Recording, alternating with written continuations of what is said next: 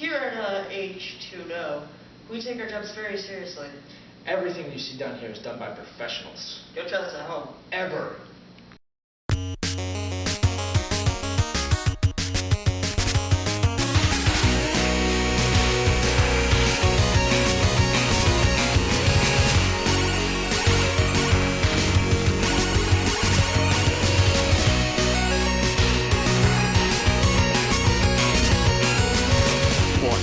Hi, I'm Matt. And I'm Pat. Today on H2NO, we're going to be discussing dams.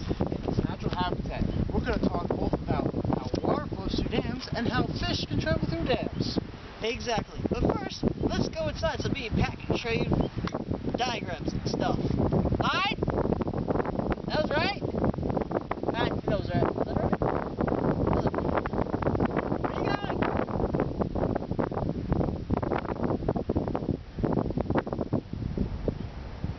And now I'm going to draw a diagram for you about dams and its effect on the following rivers. But first, a word from our sponsors. Hello, my name is Leroy James. I'm part of Floaties for Porcupines Foundation, and I'm here today to tell you that thousands of porcupines die a month due to drought. And you can save them for just 2 hay pennies a month. And if you decide to donate 2 hay pennies a month, we will send you 1 picture of a recently saved porcupine each month. Floaties for Porcupines. Well, as you can see by this drawing, this diagram here, dams have a very large, extensive effect on the environment. This diagram is a good representation of some of the certain effects. Dams tend to have drastic effects on water levels. As you can see by the happy bluefish here without the dam's effects, it has a nice sustainable range for the fish to live in. This red zone where the fish are very happy and exiled, we don't know what that means, they're just exiled, have a much harder time living. They tend to die, they lose their breeding grounds and they can't do stuff, the breeding stuff, yeah, that stuff. Line? Sediments, yes. Sediments too. When a dam is implemented, it can slow water flow dramatically, leaving lots of sediment also unmoved, unchanged, which can cover up, or it'll slow down and sediments will settle over breeding grounds, leaving other fish stranded. Another part is the speed of the rivers will also dramatically flow. Again, more referencing to the red unhappy fish in the zone. Lots of fish, like salmon, require relatively fast currents to flush themselves downstream to migrate. On another note, the shallow, with the lower line, with the lower water levels, temperatures can greatly increase and make it difficult for certain creatures to live. It'll, things get hot. People don't like it. And with shallow water, the creatures don't exactly normally adjust their size. Salmon don't shrink down because there's not enough water. There's predators that tend to take advantage of that, as the fish tend to be a little bit more helpless. And let's see, anything else here? Flows, water, temperatures, flow. Oh, fluctuating water reserves. Dams themselves, as you can see by this dam right here, dams will restore water and prevent it from flowing for a while so that they can have peak flow for their generators when demand is the highest. Usually during the colder months when people run their heaters a lot more. And or AC, I guess it happens both ways. Point being, they store up their water for later flow. And it can drastically alternate the river levels again, which can affect reservoirs up to 40 feet in some of the most drastic cases. What else do I have here? Oh, back to the temperature thing. The temperature doesn't just change based on the depth, as that will being an obvious factor. Some dams will store up water, as I just previously mentioned, and release it at a much cooler temperature than the rest of the river, thus affecting the putting fish out of their normal range of tolerance.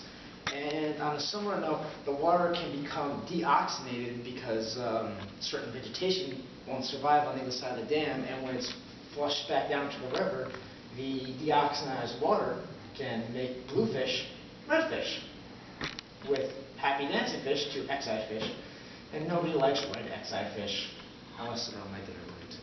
And back to Dad. Thanks, Pat. Now, fish, they need to get up the dam to get around it so they're not sad fish, because there's more dam on top of the water. And this is where fish ladders come in.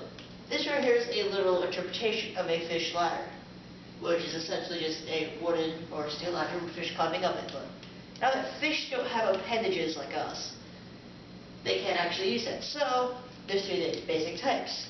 There's the classic stair type, which is basic stair shape, but each here are little pools of water. So the fish can, jump up like, they normally would over a waterfall. This would be salmon and other types of fish. I don't know. And here we have the basic zigzag shape, which is essentially like this, except just a straight line up. And diagonally, in each of these things is a pool of water, where the fish will then go up the pools of water on a slight increase until it gets over the dam. And then we have the next type, which is probably a little more expensive to build than these, is a fish elevator. Now, it's like a normal people elevator, except fish.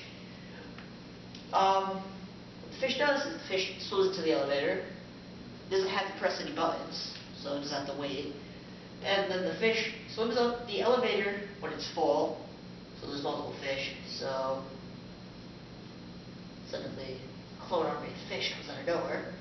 The elevator goes up, the fish swim out.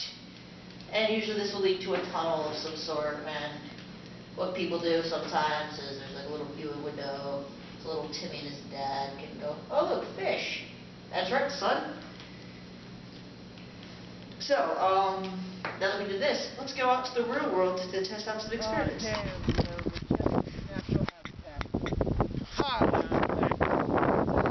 We're now on scene.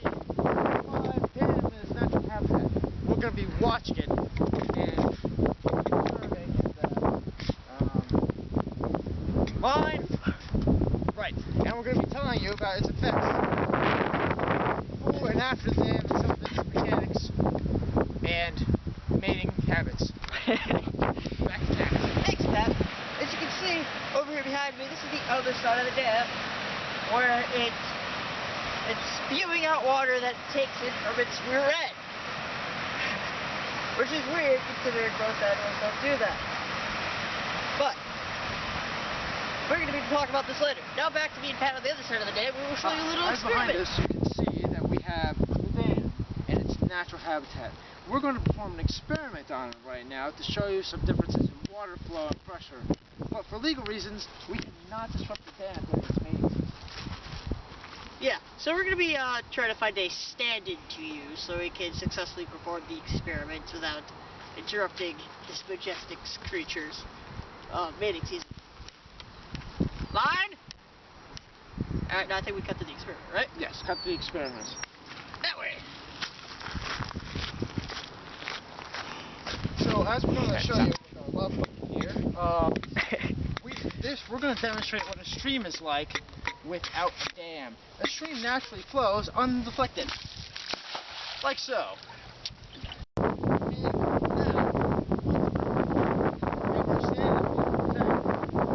As the dam. Playing as the what? The dam. The what? Shut up. And now we will show you our The what? now we will show you what a river is like when impeded by a dam, like so. As you can see, the water was clearly disrupted from its natural flow back into the main stream. As you can tell from Pat's experiment, water has a hard time going through a dam. Now because of that, fish also have a problem near the dam. So instead of using actual fish, we're using these shoes here. But for legal reasons, we can't actually force these shoes through the dam. So, instead, we have our intern Ted as a sub for the dam. Attention to rock face me. Now this, like water, has a hard time going through. Wait, what? Why are we throwing? Oh. See? Had a hard time. But with the help of fish ladders that we discussed on the inside, a fish can go like this. Right over the dam setting. Look at that. Now, line. Now me and Pat are gonna go back to the top of the dam to wrap this thing up. Battery sack. Alright. Go. Hi, I'm Adam again. And I'm Pat. Thank you for watching H2NO. Today we discuss dams and fish. Mating season. And we heard our intern. That was kind of sad. Yeah, a little bit. You think insurance is going to be fun? Alright, tune in next week where we talk about whales. Whales and beaches and why they go great together. Exactly. Next week. See you then.